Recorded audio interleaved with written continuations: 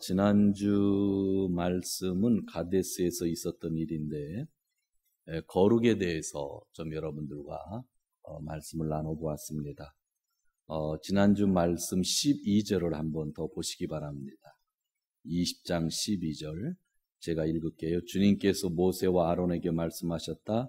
너희는 이스라엘 자손이 보는 앞에서 나의 거룩함을 나타낼 만큼 나를 신뢰하지 않았다. 그러니까 하나님의 거룩함을 나타내지 않았다라고 하는 이야기를 하고 있습니다. 그러니까 모세가 화를 낸 것, 모세가 화를 내면서 반석을 지팡이로 두 번 친 것, 그것이 하나님의 거룩함을 나타내지 못한 것이다 이야기를 하는 겁니다. 그러니까 모세가 화를 내는 건지, 백성들은 아니면 진짜 하나님이 화를 내시는 건지, 모세가 물을 주는 건지 하나님이 물을 주는 건지 구별이 돼야 안 돼요? 구별이 안 되는 거죠. 이게 구별이 되지 않는 상태를 거룩하지 않다라고 제가 그렇게 이야기를 했습니다. 그러니까 구별이 되지 않으면 하나님의 거룩함은 나타나지 않습니다. 그런데 이제 13절에 보면 하나님이 아론과 모세에게 말씀하시면서 마지막에 이런 말씀을 하셨죠. 주님께서 그들 가운데서 거룩함을 나타내셨다. 그러니까 처음에는 너희가 내 거룩함을 나타내지 않았다고 했는데 지금은 이 사건을 통해서 최종적으로는 하나님의 거룩함이 나타났어요, 안 나타났어요? 나타났다. 이때 하나님이 하신 행동은 뭐예요? 딱 한 가지예요. 모세와 아론을 혼내신 것밖에 없어요. 모세와 아론을 혼내시면서 너희는 가나안 땅에 들어가지 못할 것이다 말씀하신 것밖에 없죠. 여기서 왜 하나님의 거룩함이 나타냈다고 하냐면 모세와 아론은 아무리 이스라엘의 훌륭한 최고의 지도자라 할지라도 누구와 구별돼야 되는 거예요? 하나님과 구별돼야 된다. 근데 하나님이 최고의 지도자를 혼내심으로 인하여 나는 하나님이고 너는 인간이라는 것을 밝혔기 때문에 하나님의 거룩함이 나타났다라고 하는 그런 이야기입니다. 그래서 다시 말씀을 강조하지만 거룩이라고 하는 것은 단순히 깨끗하다라고 하는 의미보다 성경에서 거룩이라고 하는 것은 분리된다, 잘라낸다, 구별된다라고 하는 것이 거룩의 뜻이다라고 하는 걸 여러분 기억하시면 됩니다. 자, 그러면서 지난주에는 제가 사실 시간이 없어서 전부 보지를 못했는데 20장 좀 전에 우리가 읽은 부분인데 24절을 한번 보시기 바랍니다. 20장 24절 거기 보면 이렇게 써 있어요. 이제 아론은 그의 조상 곁으로 간다. 이제 아론이 죽는 거예요. 무리바셈에서 엊그제 얘기죠. 너희들이 나의 명령을 거역하여 나와 뭐 했기 때문이다? 다투었기 때문이다 그랬어요. 그러니까 지난주에 있던 말씀 1장에서 1절에서 13절까지 말씀인데 백성들이 물이 없다고 누구에게 불평불만했어요? 모세와 아론에게 불평불만을 했거든요. 그런데 그 일에 대해서 하나님이 화를 냈어요? 안 냈어요? 화를 안 냈다고 그랬죠? 화를 안 냈어요.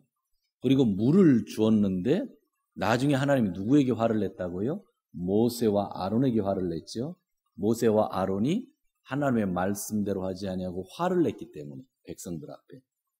그런데 이 일을 24절에서 기록하며 너희가 나랑 다투었다 하였을 때 여기서 너희는 이스라엘 백성을 얘기할까요? 모세와 아론을 얘기할까요? 모세와 아론을 이야기하는 거예요. 모세와 아론이 하나님과 다투었다. 이거를 잘 해석해야 돼요. 지난주부터 말씀 들으신 분들은 좀 이해되기가 쉬울 거예요. 모세와 아론이 한 일은 뭐냐면 백성들이 조금 화나게 하니까 열이 받아서 바위에 대고 물아 나오라 하면 되는데 물아 나오라 하지 않고 모세가 지팡이로 두 번 내려친 것밖에 없는 거예요. 그런데 그 일에 대해서 하나님은 나와 다투었다 이야기를 하는 거예요. 다투었다. 지난주부터 계속 이야기하는 거지만 지금 모세와 아론은 누구의 자리를 차지하고 있는 거예요? 하나님의 자리를 차지하고 있는 거예요. 물을 주시는 건 누구? 하나님. 화를 내도 누가 내는 거예요? 하나님. 그런데 모세가 화를 냈고 모세가 바위를 때려치면서 자기가 물을 주는 것 같은 행동을 취했다고 하는 거죠. 그러면서 백성들에게 얘기했죠. 내가 너희들에게 물을 주랴 하는 그런 얘기를 했잖아요. 이게 하나님과 싸운 거라는 거예요. 그러면 하나님과 싸운다고 하는 것을 오늘날 우리가 잘 생각해 봅시다. 교회에서 기득권 싸움이 있다고 생각해요. 우리가 하는 얘기 있지만 기득권 싸움으로 시작했다가 돈 문제로 해결한대요. 사람들이요, 기득권 가지고 싸우다가 돈 문제로 싸우다가 막 돈 가지고 갈라먹는 거죠. 죄송하지만 저희 같은 목회자들도 기득권 싸움을 하다가 나중에는 돈 가지고 그냥 떠나죠. 돈 문제로 싸우는 거죠. 그러면 이게 목사가 지금 죄송합니다. 우리 한성희 권사님이랑 싸우는 거예요. 기득권을 가지고. 목사가 우리 한 목사님이랑 싸우는 거예요. 뭐 가지고? 돈 문제로. 우리가 볼 때는 목사와 권사님의 싸움이고 우리가 볼 때는 목사와 목사의 싸움이지만 하나님은 오늘 그렇게 해석하는 게 아니에요. 누구랑 싸운다고요? 하나님과 싸우는 거예요. 기득권, 권리는 원래 누구에게 있는 거예요? 하나님에게 있는 거죠. 돈은 원래 누구 거예요? 하나님 거예요. 교회에 드려진 헌금은 100% 내가 헌금했다고 해서 내 돈이 아니에요. 내가 헌금하면 그 돈은 누구 거예요? 하나님 거예요. 우리는 하나님 건데 그걸 관리하면서 우리 인간이 관리할 수 있다고 하는 아주 큰 잘못에 빠지는 거죠. 여기 교회 안에서 내가 봉사하면서 10년, 20년 생겨난 그런 권리, 기득권도 원래는 누구 거예요? 하나님. 여기 교회 돈이 5천만 원, 1억 원이 쌓여 있다 할지라도 그건 누구 거예요? 하나님. 근데 인간은 싸우면서 그 권리를 나눠 갖고 인간은 싸우면서 그 돈을 나눠 갖는 거예요. 근데 우리는 그것을 보면서 사람들이 권리로 싸우는구나, 돈 가지고 싸우는구나 하지만 하나님은 하늘에서 뭐라고 하냐면 저놈들이 내 것 가지고 싸운다 하는 거예요. 오늘 여기가 그거예요. 모세와 아론이 백성들에게 화를 낸 거지만 하나님은 백성들과 싸웠다고 하지 않고 누구랑 싸웠다고 그래요? 나랑 싸웠다고 그래요. 모세는 지도자로서 화를 낸 거예요. 그러나 그 권리, 지도자의 권리는 누가 준 거예요? 하나님이 주신 거죠. 물을 나게 한 건 누가 나게 한 거예요? 하나님이 나게 한 거죠. 그런데 그것은 모세와 백성의 싸움이 아니라 모세와 아론이 누구랑 싸운 거다? 하나님과 싸웠다. 그러니까 우리는 교회에서 어느 교회 가면 누가 싸운다, 목사가 장로가 싸운다, 성도들끼리 싸운다, 뭐 싸운다 하지만 그건 우리들의 싸움이 아니에요. 사실은 다 우리가 누구랑 싸우는 거예요? 하나님과 싸우는 거예요. 이 말씀의 뜻을 우리가 정확히 알면 싸움 횟수를 줄일 수가 있어요. 우리가 교회에서요, 돈 문제 가지고, 기득권 문제 가지고, 봉사하는 거 가지고, 내 부서 안 뺏기려고 하고, 내가 일하던 거 안 뺏기려고 하고, 좀 더 돈을 더 많이 달라고 하고, 적게 준다고 막 그런 것들, 그 모든 게 우리 인간들의 싸움이 아니에요. 우리가 주인이신 하나님과 싸우는 거라고 하는 것. 그걸 우리가 꼭 기억해야 돼요. 그것이 오늘 20장 24절에서 주는 말씀이죠. 그런데 이 말씀, 이 20장 1절에서 13절에 나오는 말씀은 여기만 나오진 않아요. 우리 27장을 한번 보세요. 민수기 27장. 민수기 27장 14절. 이제 모세에게 주는 말씀이었는데 27장 14절 같이 읽을게요. 시작. 너희 둘이 신 광야에서 나의 명을 어겼기 때문에 그 땅에는 들어가지 못한다. 온 회중이 무리바에서 나를 거역하여 반란을 일으켰을 때에 너희들은 물을 터뜨려 회중이 보는 앞에서 나의 거룩한 권능을 보였어야만 하였는데 너희는 그렇게 하지 않았다. 이것은 신광야에 있었던 가데스의 무리바에서 물이 터질 때 일을 두고 말씀하신 것이다. 여기도 너희들이 나의 거룩한 권능을 보이지 않았다. 모세와 아론이 거룩한 권능을 보이지 않았기 때문에 모세 너는 가나안 땅에 못 들어간다라고 얘기를 하는 거예요. 물이 나오게 하는 권능은 누가 하는 거예요? 하나님이. 근데 모세가 지팡이로 2번 침으로 인하여 사람들은 모세 얼굴을 보며 모세의 지팡이를 보면서 물을 보는 거라고 그랬죠. 그러니까 하나님의 거룩한 권능이 나타나지 않았다는 거죠. 모세는 그 자리에서 바위를 향하여 하나님의 이름으로 물아 터져라 했어야 되는 거예요. 그러면 사람들은 하나님의 권능으로 물이 나온다는 걸 알겠죠. 근데 모세는 화가 나서 돌을 내려쳤다고 하는 거죠. 그래서 모세가 화를 내면서 모세의 권능으로 모세의 지팡으로 물이 나오는 것처럼 백성들은 느꼈다고 하는 것. 그래서 백성들은 하나님이 무서운 게 아니라 누가 무서웠을까요? 모세가 무서운 거예요. 이 모세가 화를 내는데도 지팡이 내려쳤는데 물이 나오면 모세가 무섭지 하나님이 무서운 거 아니잖아요. 그래서 하나님이 너희는 나의 거룩한 권능을 보이지 않았기 때문에 모세에게 얘기하는 거예요. 가나안 못 간다. 모세가 들어가주게 해주세요. 기도하는데도 하나님이 안 된다고 그러는 거예요. 자, 이런 말씀이 또 나와요. 너무나 유명한 말씀이라 신명기 32장에 또 나와요. 신명기 32장을 보세요. 신명기 32장. 이게 똑같은 이야기가 반복되어질 때는 아주 중요하다는 거예요. 신명기 32장 51절. 신명기 32장 51절 같이 읽습니다. 이는 내가 신광야에 있는 가데스의 무리바셈에서 물이 터질 때에 이스라엘의 자손이 보는 데서 믿음 없는 행동을 하고 이스라엘 자손에게 나의 거룩함을 나타내지 않았기 때문이다. 아멘. 믿음 없는 행동. 여기서 믿음 없는 행동은 화낸 거란 말이지. 돌을 쳤다는 거죠. 그러니까 하나님의 거룩함이 나타나지 않았다. 오늘 여기 얘기하잖아요. 그러니까 제가 지난주에 설교했던 게 그대로 다 이 내용 속에 있잖아요.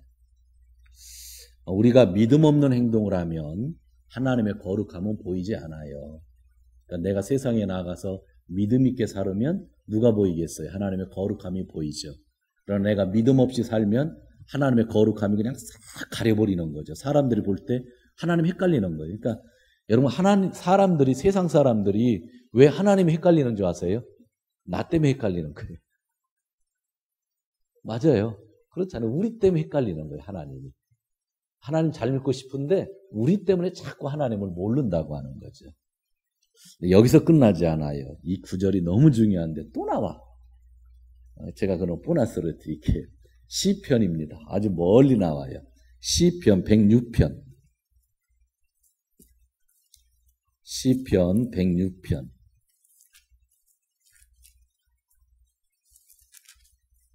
시편 106편 32절에서 33절. 시편 106편 32절 33절 같이요. 그들이 또 무리마 물가에서 주님을 노하시게 하였으므로 이 일로 모세까지 화를 입었으니 그들이 모세의 기분을 상하게 하여 모세의 망령되이 하는 말을 하였기 때문입니다. 재밌죠? 진짜 솔직하게 했죠. 백성들이 화를 내니까 불평불만하니까 모세가 망령된 말을 했다는 거죠. 그러니까 백성의 유혹에 모세가 넘어간 거죠. 그런데 망령되는 말을 했다고 그랬죠. 그런데 민수기에서 모세가 뭐라고 그랬어요? 야, 내가 너희들에게 물을 주랴 그랬죠. 원래 물은 누가 주는 거예요? 하나님이. 그런데 백성 앞에서 한 말을 속이 그냥 나 화났다면 화났다고 하면 되지. 쓸데없는 말을 했어. 물은 분명히 하나님이 주는데 내가 무엇 때문에 너희들에게 물을 주어야 하느냐 그랬다고. 그럼 누가 물을 주는 사람이요? 모세잖아. 이걸 망령된 말이라고 하는 거죠. 하나님이 물을 주는데도 불구하고 모세는 화가 나니까 백성들 앞에 와서 야, 내가 무엇 때문에 너희들한테 물 주는지 모르겠다 그런 거라고. 이거를 망령되이 말을 했다라고 하는 거죠. 제가요, 민수기에 나오는 말씀을 가지고 6장이죠. 고린도 후서 13장에 있는 말씀을 가지고 예배 끝날 때 축도를 한다고 주일날. 그런데 그 축도를 제가 하더라도 축복은 누가 주시는 거예요? 하나님이 주시는 거죠. 이걸 잃어버리면 제 축도가 망령된 말이 되는 거예요. 망령된 말. 제가 여러분들을 위해서 기도를 하죠? 또 어느 땐 병이 낫기 위해서 기도를 하죠? 그런데 그게 누가 낫게 하시는 거예요? 하나님. 그런데 그게 내 힘으로 낫는다고 믿으면 그때부터는 망령된 것이 되는 거예요. 망령된 것. 그것을 오늘 이야기하는 이야기입니다. 자, 그렇기 때문에 민수기로 다시 돌아갈게요. 20장. 민수기 20장으로 돌아오면 지난주부터 오늘까지 이렇게 요약을 하는데 하나님의 거룩함을 나타내는 것이 참 중요하다고 하는데 가장 중요한 말은 그거예요. 하나님과 우리는 다르다는 거예요. 그죠? 하나님과 모세는 달라요. 그걸 우리가 잘 구별할 수 있으면 좋겠다. 자, 오늘날 교회가 거룩하다고 하는 것은 무엇을 얘기할까요? 우리 교회처럼 이렇게 깨끗이 청소하는 교회도 없어요. 그러나 교회가 깨끗하다고, 교회당이 깨끗하다고 거룩한 건 아니에요. 성령님이 내가 일하는 것이 아니라 누가 일하는 거예요? 성령님이 일하는 교회가 거룩한 교회고요. 내 자리가 아니라 하나님의 자리가 있는 교회가 거룩한 곳이에요. 그렇죠? 이 교회 안에 내 자리가 있으면, 이 교회 안에 내 영향력의 자리를 내가 확보하고 있다고 한다면 거기는 거룩한 교회는 아니에요. 하나님의 자리, 하나님의 능력, 내가 일하는 것이 아니라 성령이 일하는 교회만이 참으로 거룩한 교회라고 하죠. 여러분들은 잘 모르는데 목사님들은 좀 알아요. 뭐냐면 한국에 가면 교단 총회할 때가 있어요. 장로교회도 총회하고 감리교회도 총회하고 성결교회도 총회하는데 그럴 때마다 쓰는 용어가 있어요. 성총회라고 그래요. 성, 거룩할 성자 써서 희질이 있어가지고 성총회. 하나님 기도하는 장로님들, 목사님들이 성총회를 열게 해주셔서 감사합니다 하고 뭐 항상 그래요. 성총회. 그런데 제가 성총회를 지금까지 본 적이 한 번도 없어요. 성총회라고 하는 말은 뭐냐면 성이라는 말은 제가 아까 뭐라 해서 구별이라고 그랬죠. 구별이라는 건 사람의 자리와 하나님의 자리가 구별되는 게 거룩이라고 그랬죠. 성총회라고 한다면 그 자리에 하나님의 자리가 있어야 된다는 걸 얘기해요. 무슨 뜻인지 알죠? 교단 총회할 때 하나님의 자리를 우리가 본 적이 있어요? 없죠. 하나님의 자리를 우리가 한 번도 본 적이 없어요. 자기 의견만 얘기하고 이 총회하면요. 총회도 전라도 사람, 경상도 사람 싸워요. 저희 성결교회는 충청도 사람이랑 경상도 사람이랑 싸우고 제가 있었던 교단은 충청도 사람이 힘이 세요. 참 이상해요. 그 교단은 옛날부터. 그래서 맨날이요. 충청도 사람, 전라도 사람 싸우고 전라도 사람, 경상도 사람 싸워요. 지방애끼리 모여가지고. 다 자기 자리를, 총회 안에서 자기 자리를 만드는 거예요. 전라도 사람 자리, 경상도 사람 자리들을 만드는 거죠. 거기에는 누구의 자리가 없죠? 하나님의 자리가 없으면 성총회가 될 수 없죠. 오늘날 우리가 이렇게 예배를 드리지만 우리가 인원이 별로 되지 않지만 그러지만 이 자리에 하나님이 계시는 것을 우리가 인식한다고 하면 이 교회는 거룩한 교회예요. 그러나 하나님의 자리가 없으면 그거는 교회가 아니라고 하는 이야기를 하고 있는 거죠. 복습이 좀 길지만 세카쿠 여러분들 계시니까 이 복습을 조금만 더 할게요. 거룩의 뜻이 뭐라고 그랬죠? 구별입니다. 구별.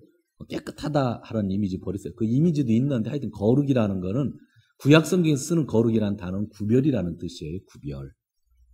자, 출애굽기를 하고 32장을 보면, 출애굽기 32장을 보면 이스라엘이 큰 죄를 짓죠.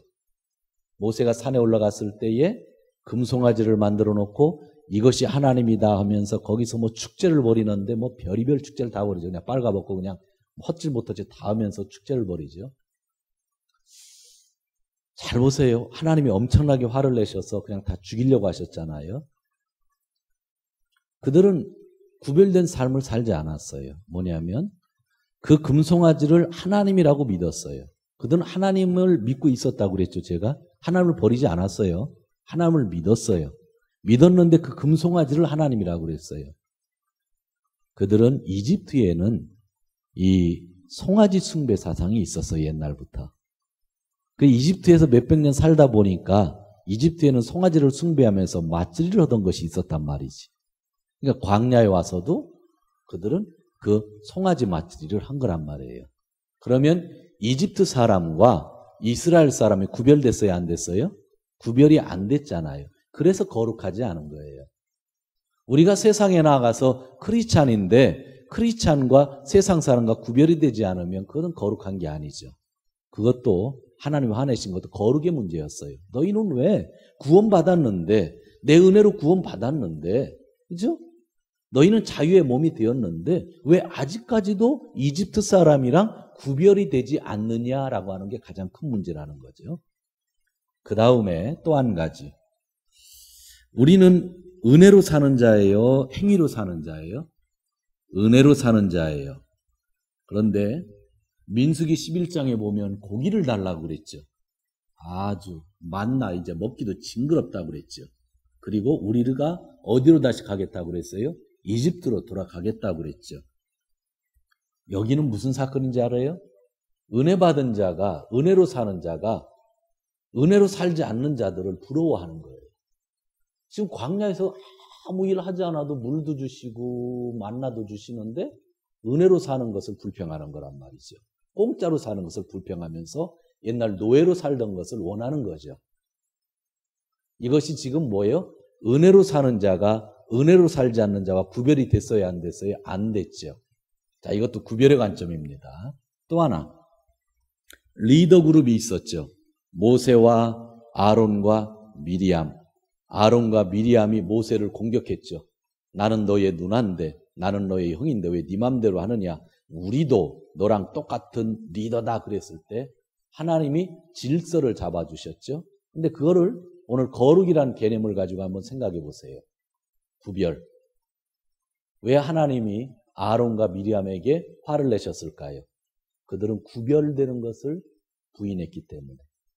분명히 너는 모세와 아론은 그 안에 구별이 돼야 된다는 거예요. 리더로서. 누가 최고의 리더인지 구별을 시키는 거죠. 근데 그 구별을 깨려고 한 거죠. 그게 질서를 깨는 거잖아요. 그러니까 거룩이 거기서도 깨진 거예요. 우리는 그냥 아론과 미리암이 공격한 것을 가지고 질서로만 놓고 보는데 오늘 이 거룩에 대한 개념을 배우고 나니까 거기도 뭐가 깨지는 거예요? 거룩이 깨지는 거죠. 구별이 깨지죠. 또 한 가지 16장에서 17장에는 누가 반역을 하죠? 고라. 고라의 자손인데 고라는 레위 사람인데 뭐라고 나는 왜 제사장이 될 수 없냐. 쉬운 말로 죽으라고 고생하는데 왜 아론의 아들만 제사장이고 우리는 왜 제사장이 안 되냐. 똑같은 레위 사람인데. 거기도 이 거룩에 대한 관점을 놓고 보면 뭐예요? 레위 사람이 누구나 제사장이 될 수 있다고 하면 그거는 구별이 안 되는 거죠. 그게 거룩이 깨지는 거죠. 자, 여러분 보세요. 거룩이라는 한 단어를 가지고 성경을 해석하면 더 깊게 되죠. 그런데 오늘 놀라운 것은 그거예요. 하나님은 지금까지 누구를 계속 두둔해 오셨어요? 모세와 아론을. 아론과 미리암이 모세를 공격할 때는 하나님이 모세를 엄청나게 지켜주셨어요. 백성들이 불평하고 모세에게 달려들 때 하나님은 모세 너만 살리고 백성들을 다 죽이게까지 하시겠다고 그랬어요. 그 정도로 모세와 아론을 구별시키셨고 그 정도로 모세와 백성들을 구별시키면서 모세를 잡으셨어요. 그런데 그렇게 하나님이 세워주셨던 역사상 최고의 지도자 모세였는데 그러한 모세라 할지라도 누구랑 구별돼야 돼요? 하나님. 오늘 마지막에 그걸 알려줍니다. 모세 아론 너희는 최고다. 그러나 최고고 백성들이 까불 때 너희를 내가 다 보호해 주었지만 그럼에도 불구하고 너희가 나한테 까부르면 안 된다. 그거를 우리에게 알려준 거죠. 이 부분이 저희 같은 교육자들이 또 교회 지도자들이 잘 배워야 될 거죠. 교회 안에서 영향력을 가지고 일하는 건 너무나 좋지만 그러나 그 모든 자리는 누구의 것이라는 것? 하나님 것이라는 것. 그걸 올바로 깨닫지 못하면 그러니까 하나님이 모세를 가나안 땅에 제일 고생한 사람을 못 들어가게 했어.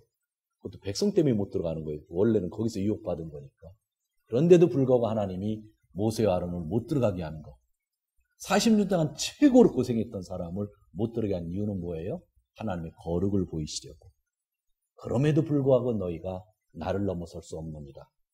거기서 만약 하나님은 모세와 아론을 용납했다고 한다면 백성들이 가나안에 들어가서 지도자들이 계속 누구를 덤비겠어요? 하나님을 넘어서겠죠. 그죠? 그래서 하나님의 거룩을 지키기 위하여 모세 아론을 광야에서 죽게 하셨다. 그런 이야기예요. 그 일이 있은 다음에 이스라엘이 이제 길을 걸어가는데 이제 길을 걸어갈 때는 항상 제가 얘기하지만 지름길이 있는 겁니다. 지름길이. 자, 여기를 보세요. 여기가 지금 이스라엘 땅인데 여러분 보는 쪽에서 설명을 할게요. 여기가 요단강입니다. 여기가 동쪽이고 이스라엘. 이쪽이 서쪽이고 제가 여기 서 있는 쪽에 바다 지중해입니다. 지금 이스라엘 백성들이 어디 있냐면 이 밑에 있는 거예요. 이 밑에 있는데 이렇게 들어가면 좋을 텐데 이렇게 들어가지 않는 이유가 옛날에 민수기 13장 14장에서 정탐할 때에 이쪽으로 들어가는 코스를 잡았다가 거인들을 보고 사람들이 다 마음이 녹았잖아요. 그러니까 이 길이 쉬운데 이 길로 안 가고 이렇게 돌아서 들어가려고 하는 거예요. 근데 돌아서 들어가려고 하는데 문제는 여기서 이렇게 돌아서 가는데 여기 땅이 누구 땅이냐면 에돔 땅이야. 에돔 땅. 에돔 땅. 그러니까 에돔 땅에는 그 당시에 고속도로가 하나 있었어. 고속도로. 그거를 왕의 도로라고 그래요. 왕의 도로. 그래서 에돔 땅은 이쪽 동쪽에서 이렇게 고속도로가 뚫려가지고 위에 아람, 메소포타미아까지 가는 고속도로가 하나 있었던 거예요. 오늘날 얘기하면. 그러니까 이 고속도로를 타면 빨리 사해 쪽으로 와서 이렇게 가나안으로 들어올 수가 있는 거예요. 그러니까 에돔 왕에게 야, 너희 나라에 잘 뚫린 고속도로가 있으니까 그 땅을 우리가 통과하게 해달라고 부탁을 했더니 에돔 왕이 노 그런 거예요. 근데 에돔은 원래 이스라엘 형이잖아. 그러니까 둘이 친척이잖아. 근데 몇백 년 지났다고 400년 지났다고 노 하는 거죠. 두 번째 부탁을 했더니 이번엔 에돔 왕이 군사를 보내가지고 너희들 죽인다고 그러는 거죠. 그래서 이스라엘 백성들이 나중에 어디로 가게 되냐면 이 고속도로가 있는데 이 산, 이쪽에 산이 또 많이 있어. 이 산에 그냥 일반도, 국도를 따라가게 되는 거예요. 국도를 따라가다가 뒤에 이제 가면 이스라엘 백성이 또 열받아가지고 모세에게 엄청나게 불평하다가 불뱀에 물려서 죽게 되는 역사가 그래서 일어나는 거예요. 불뱀 사건이 왜 나오냐면 고속도로로 가면 되는데 이 고속도로를 못 가고 일반 도로로 또 삽길로 가려고 하니까 얼마나 힘들겠어 돌아서. 그래서 불평하니까 하나님이 또 불뱀을 보낸 거예요. 그게 연결되는 거죠. 이게 오늘 그 말씀이에요. 아셨죠? 그러니까 에돔을 지나가자고 하는 건 너희 에돔 땅에는 고속도로가 나 있는데 그 고속도로를 우리가 가겠다. 단 그 길만 걷지 뭐 하나 따먹는 일 없겠다 그랬는데 에돔 왕이 싫다 그런 거예요. 그래서 더 멀리 산길을 타고 일반 도로를 따라서 이제 올라가게 되는 그러한 일이 있게 되는 겁니다. 잃어버리지 마셔요. 자, 그리고 이제 마지막 구절 오늘 읽지 않았는데 22절입니다. 22절에서 29절 여기도 교독하겠습니다. 22절에서 29절 20장이죠. 교독합니다. 이스라엘 온 회중이 가데스를 출발하여 호르산에 이르렀다.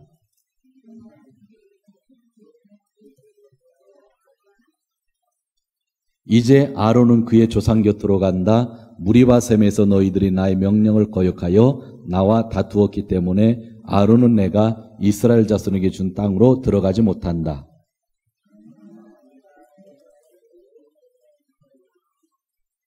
아론의 옷을 벗겨 그의 아들 엘르아살에게 입혀라. 아론은 그의 조상 곁으로 간다. 그는 거기서 죽을 것이다.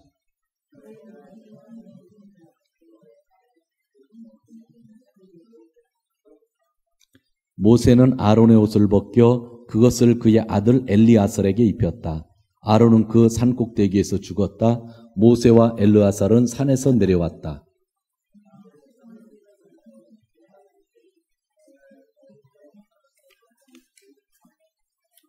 예, 오늘의 마지막 말씀은 그 아론이 호르산에서 죽은 거예요. 그런데 아론도 가나안 땅에 못 들어간 이유는 아까 그저 모세와 아론이 하나님과 다투었던 것 때문에 못 들어간다고 그랬죠. 근데 산꼭대기에서 죽었어요. 근데 산꼭대기 모세와 아론이 올라가고 아론의 아들이 올라갔어요. 그리고 산꼭대기에서 아론이 죽고 아론이 입고 있었던 대제사장 옷을 모세가 벗겨가지고 그의 아들 엘르아살에게 입히고 내려왔고, 야, 아론이 죽었다 보고하니까 보통 때 같으면 7일장을 치르는데 30일 동안 장례식을 거행했다라고 하는 이야기입니다. 근데 성경을 보면 두 사람만 내려왔다 합니다. 그러면 그 위에 그 느보산에서 어딘가 호르산이죠. 호르산에서 모세가 느보산이고 아론이 호르산이죠. 호르산 어딘가에 뭐 아론이 어딘가 죽어서 묻혀 있겠죠. 그죠? 재밌죠? 그러니까 이스라엘에 있어서 최고의 지도자 둘 모세와 아론은 시체도 그 가나안 땅에 못 들어갔어요. 시체도 가나안 땅에 못 들어갔다. 무덤을 크게 만드는 나라가 있죠. 이집트죠. 시체를 영원히 보존하는 나라가 있죠. 어디예요? 이집트. 똑같이 미라로 영원히 보존하잖아요. 그럼 미라 할 때 이 피를 빼요.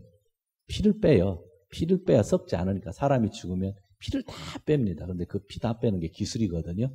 피 다 빼고 이제 안에다 이제 방부제 집어넣는데 카이로 박물관 가면 그 이렇게 돌로 된 거 사람 피 뺄 때 쓰는 도구들 이렇게 전시해 놓고 있습니다.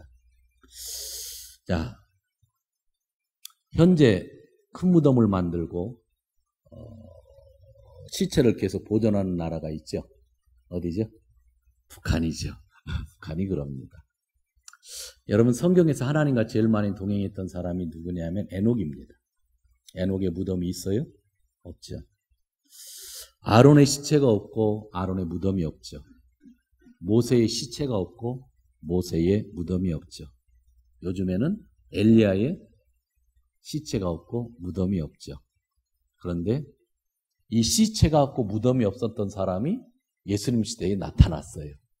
그죠? 변화산상에서 모세와 엘리야가 예수님 있는데 나타났더니 베드로가 졸다가 깜짝 놀라서 아이고 예수님 천막을 세 개 짓겠는데 하나는 예수님을 위하여 모세를 위하여 엘리야를 위하여. 이 세상에 무덤이 없고 시체가 없으니까 그렇게 나타날 수 있는 거예요. 여러분 그런 생각 안 해보셨어요? 그 두 사람만 무덤 없다니까. 시체 없어. 무덤과 시체가 없다고 하는 것은 그가 뭐 한다는 거예요? 살아있다는 증거죠. 구약 성경에 보면 나는 아브라함의 하나님, 이삭의 하나님, 야곱의 하나님이라고 그러고 예수님도 그 말씀을 하셨죠. 그 말의 뜻은 내 조상은 아브라함이고 내 조상은 이삭이고 내 조상은 야곱이라는 뜻이 아니라 지금 아브라함과 지금 이삭과 지금 야곱이 하나님과 살아있다는 말입니다. 신약에서 예수님은 그렇게 해석해 주셨어요. 자, 지금 살아있는데 우리가 가타미로서 조그맣게 뭐 하나 만들어 놓는 건 좋은데 기억하는 건 좋아요. 추억하는 건 좋은데 궁궐 같은 집을 줘놓는다고 하는 거는 그건 맞지가 않죠. 그래서 신앙인들 여러분들이 돌아가실 때 여러분 자녀를 위해서 또 여러분들 자녀들 함께 모이기를 위해서 조그만 납골당인데 조그만 무덤이든지 추억을 위해서 하나 남겨놓으세요. 그러나 큰 것들 하는 거는 성서적인 뜻은 아닌 것 같아요. 그리고 제일 좋은 거는 무덤도 시체도 안 남겨놓는 게 제일 좋을 수도 있고요. 그러나 내가 죽어도 자식들이 그렇게 안 하니까 그건 어쩔 수 없잖아. 그러니까 자식들에게 유언을 해서 호화스럽지 않게 해달라고 하는 게 제일 좋겠죠. 예수님의 무덤이 있어요? 예수님의 시체가 있어요? 없죠? 없어요. 그러니까 지금 예수님 우리와 살아계시는 거죠. 우리가 확인할 수 있는 거죠. 오늘 말씀을 정리하려고 합니다. 나의 죽음을 통하여 나의 무덤을 통하여 후손들에게 귀한 추억을 남겨두는 것은 나쁜 것이 아닙니다. 그러나 정말 영향력 있게 산 사람은 무덤을 남겨두어서는 안 된다고 생각도 해봅니다. 국립묘지에 가면 아주 동일하게 군인들이 비석 하나만 세워져 있죠. 전 그거 참 좋더라고요. 우리 교인들도 그 정도면 좋겠어요. 동일하게. 아니면 납골당이면 납골당에 그렇게 있으면 좋겠다. 근데 아주 유명한 분들이 돌아가시면 산 전체를 사서 공업묘지를 만든다든지 가끔 유명한 목사님이 죽었더니 무슨 동산 해가지고 크게 만들어 놓고 기도원까지 만들어 놓고 늘 가서 이렇게 추모할 수 있도록 하는데 그거는 성서적이 아닙니다. 그거는 교회가 잘못 만든 거예요. 무덤이라는 거는 가족이 관리하는 겁니다.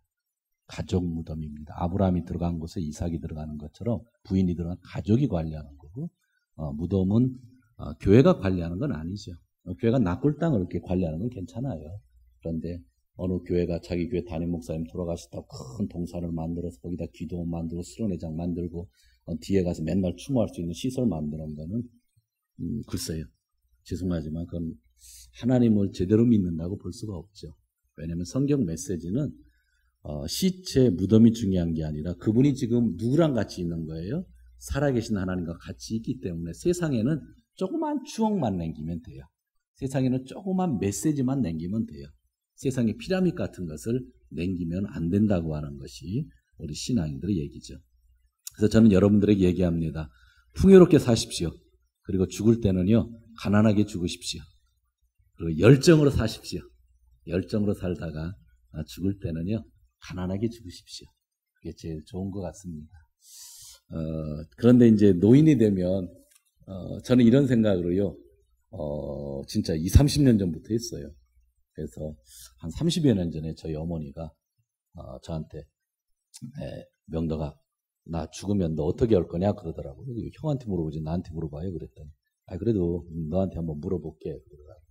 기억자기를 어떻게 돌아가시면 저기 화장해서 그냥 바다 뿌리면 되죠. 제가 그랬더니 그때 어머니가 하시는 말씀이 좋지 그렇게 해줘라 그랬어요. 근데 요즘에 뭐라고 하는지 아세요? 낙골당은 만들어 줘야지. 그래서 제 동생에게 얼마 전에 야 낙골당 준비 좀 해놔라 해서 제가 좀 저기 어머니 쪽에 뭐 이렇게 지금 사시는 집 거기 뭐예요? 월세집 제 돈이 좀 들어갔거든요. 내가 달라고 안 할 테니까 돌아가시면 그거 빼가지고 어머니 낙골당 하나 하고 나머지 돈은 그냥 교회에다 헌금해라. 그냥 그렇게 동생한테 지시만 해놨죠.